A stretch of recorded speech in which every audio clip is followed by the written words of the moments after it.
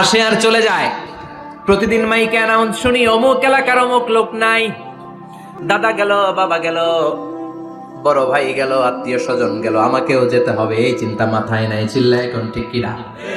এজন্য লাইফটা হলো one time, one chance, second কোনো চান্স আপনাকে দেয়া হবে নাকি?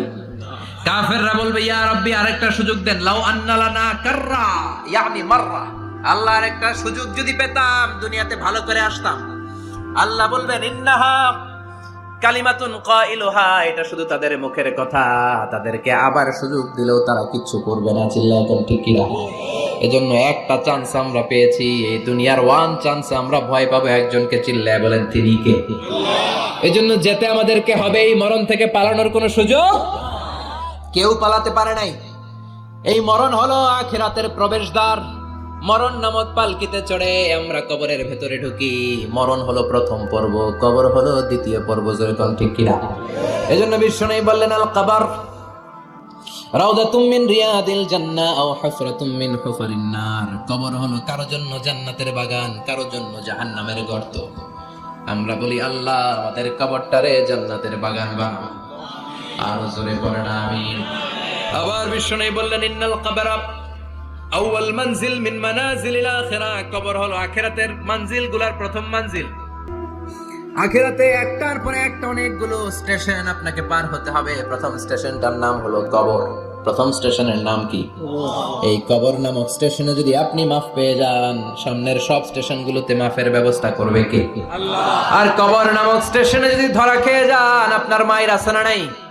লাশটাকে যখন রাখা হয়, লাশটা চিনে কে আমারে রাখলো, কে আমাকে ধৌত করলো, কে আমারে কাফন পড়ালো। এজন্য বিষ্ণুই বলেছেন মুমূর্ষের সামনে বসে বসে পড়ো লা ইলাহা ইল্লাল্লাহু মুহাম্মাদুর রাসূলুল্লাহ। লাকিনু মাউতাকুম লা ইলাহা ইল্লাল্লাহ। মুমূর্ষের সামনে দাঁড়িয়ে দাঁড়িয়ে পড়ো লা ইলাহা ইল্লাল্লাহ।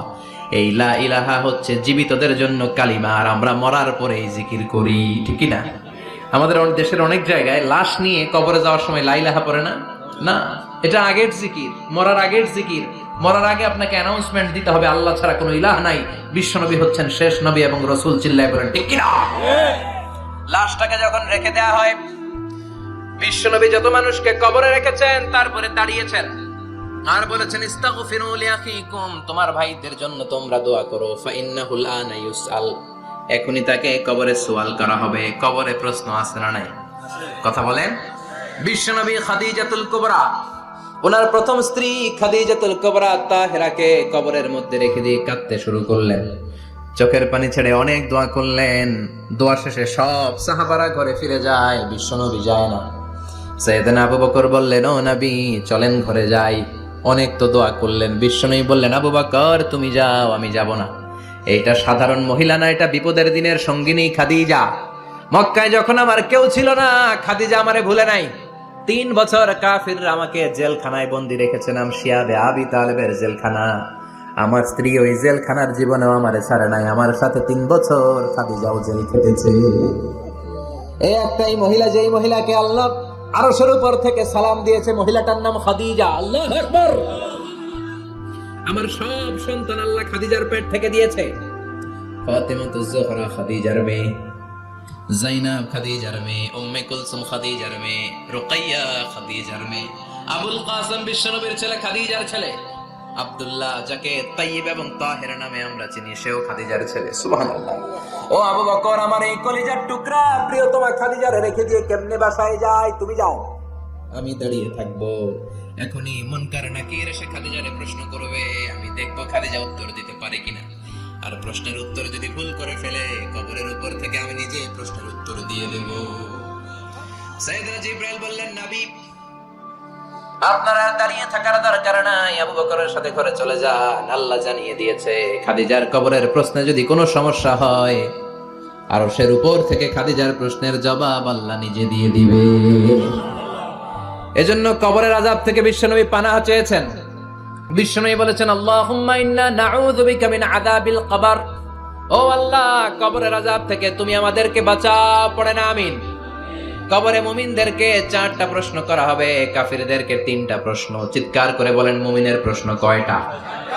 আর জোরে বলেন। প্রথম প্রশ্ন, মার রব্বুক, তোর রবের নাম কি? আমরা কি বলবো? আল্লাহ আমারে রব, এই রবি আমার সব, দমে দমে তনু মনে তারি অনুভব। আল্লাহ আমারে রব, এই রবি আমার সব। পড়েন আমিন।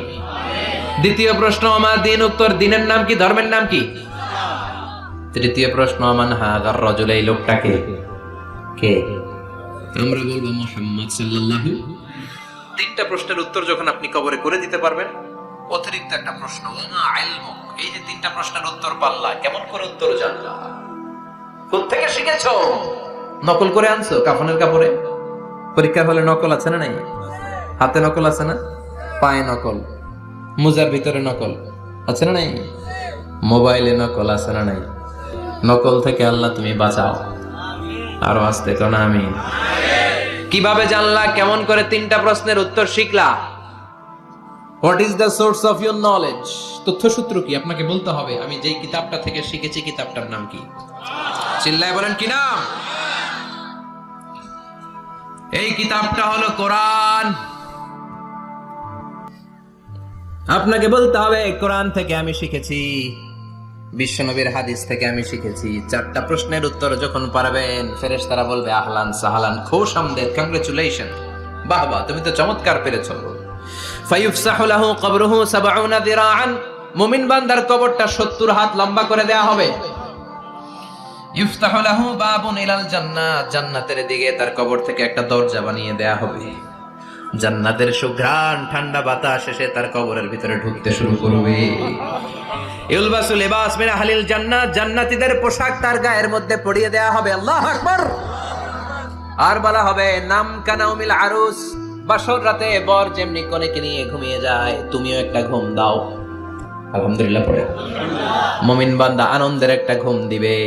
ইসরাফিলের সিংগার আওয়াজ ছাড়া পৃথিবীর কোনো কিছুই তার আগে ঘুম ভাঙতে পারবে না। আল্লাহ আমরাও যেন সেদিন কবর একটা মজার ঘুম দিতে পারি, তুমি তৌফিক দাও। জোরে বলেন আমিন। এবার বামপন্থী নাস্তিক আর কাফেরদের পালা, ইসলাম বিদ্বেষীদের পালা, আলেম ওলামাদের শত্রুদের পালা, ইসলামকে যারা বিজয়ী শক্তি হিসেবে মানতে পারে নাই তাদের পালা। চিল্লায় কর ঠিক কিনা? ওদেরকে একই প্রশ্ন, রব কে? ওরা বলবে আমি জানি না। আমাদের উত্তর আল্লাহ। ওরা বলবে আমি কিচ্ছু জানি না, আমি সব ভুলে গেছি, আমার মাফ করে দেন, আমি কিছুই জানি না। তবে আমি ইসলাম বিরোধীদের সাথে চলতাম, যারা ইসলাম রে বাস দিত আমি তাদের সাথে স্লোগান দিতাম। এরকম ডাকাইত আছে না নাই? দ্বিতীয় প্রশ্ন, আমার দিন, ও তোমার ধর্মের নাম কি? কয় আমার ধর্ম নাই, আমার ধর্ম কর্ম নাই, আমি খালি দুনিয়া কে মজা লে লো, দুনিয়া তোমারই হ্যায়, আমি খালি দুম মা চলে দুম, আছে না নাই? আমি শুধু মৌজ মাস্তিতে ব্যস্ত ছিলাম, আমার দুনিয়া নাই, দিন নাই, আখেরাত নাই, রবকে আমি জানি না, ধর্মকে জানি না। ইসলাম বিরোধী রাজনীতি আমি করতাম, মাও সেতুংয়ের রাজনীতি, কার্ল মার্কসের রাজনীতি, বুশের রাজনীতি, ডোনাল্ড ট্রাম্পের রাজনীতি, বামপন্থীদের রাজনীতি। চিল্লায় কর ঠিক কিনা? কোন ধর্ম নাই। এই লোকটাকে চিনো কিনা বলো? বিশ্বনবীর চেহারা দেখিয়ে বলা হবে এই লোকটাকে, কয় জানি না। এরে আমি মানতাম না, এরে আমি গালে দিতাম। এরকম জাহান্নামের নরকীট আর পিতৃ পরিচয়হীন জারদ সন্তান বাংলার দেশেও আছে না নাই? এই মহামানবটাকে গালি দিয়ে পৈশাচিক আনন্দ পায়। পত্রিকায় লিখে, ব্লগের মধ্যে লিখে, ইন্টারনেটে কার্টুন বানিয়ে বানিয়ে পৈশাচিক ফুর্তি করে। এগুলো জাহান্নামের কীট, এগুলো জারদ সন্তান, বাপ মায়ের ঠিক নাই। আমার নবীরে যারা গালি দেয়, এগুলোর বাপ মায়ের ঠিক আছে? এগুলোর কোনো গোড়া আছে? এগুলোর কোনো শেকড় আছে? এগুলো আগাছা চিৎকার করে বলো ঠিক কিনা? বলবে আমি জানি না। ফেরেশতারা বলবে দাঁড়া, আমরা জানি। তোর সাথে কেমন আচরণ করতে হবে আমাদেরকে ট্রেনিং দিয়েছে কে? এবার শুরু হবে মাইর। কি শুরু হবে? কথা বলেন, মাইর। ফায়ুদরাবু বিমাতারিক মিন হাদিদ, লোহার হ্যামার দিয়ে শুরু হবে মাইর। এক একটা হ্যামারের বাড়িতে মাথাটা ফেটে চূর্ণ বিচূর্ণ হয়ে যাবে, দেহটা জামিনের ভেতরে ৭০ গজ দেবে যাবে, ওর চিৎকারে কবরস্থানটাও থারথার করে কাঁপবে। আবার জামিনকে বলা হবে ইলতাইমি, চাপা দে। জামিনে ঢুকে যাওয়ার পরে জামিনের এই পাশ থেকে একটা চাপা, মাটি চাপা, বাম দিক থেকে মাটি চাপা। দুই চাপায় ডান দিকের পাজর বায়ে চলে যাবে, বাম দিকের পাজর ডানে চলে আসবে। ওর চিৎকারে কবরস্থানটা থার থার করে কাঁপবে। আল্লাহ, এই ধরনের পরিস্থিতি থেকে তুমি আমাদেরকে বাঁচাও। আরো চিৎকার করে করে বলেন আমিন। এই জন্য কবরের এই প্রস্তুতি নেওয়ার দরকার আছে না নাই? কোরআনের পক্ষে থাকার দরকার আছে না নাই? ইসলামের পক্ষে থাকার দরকার আছে না নাই?